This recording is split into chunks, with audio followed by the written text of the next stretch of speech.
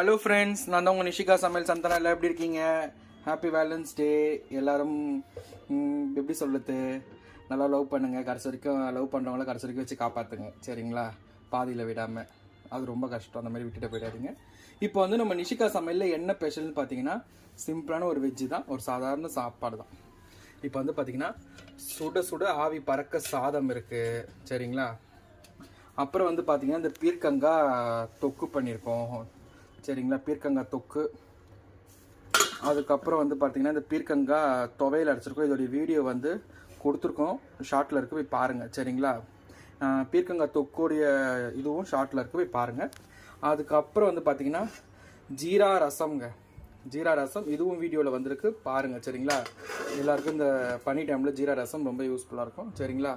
யாராருக்கெல்லாம் இந்த வீடியோ பிடிச்சிருக்கோ லைக் பண்ணுங்கள், ஷேர் பண்ணுங்கள், கமெண்ட் பண்ணுங்கள், சப்ஸ்கிரைப் பண்ணுங்கள். மறக்காமல் அந்த பெல் ஐக்கானை கிளிக் பண்ணுங்கள். ஹாப்பி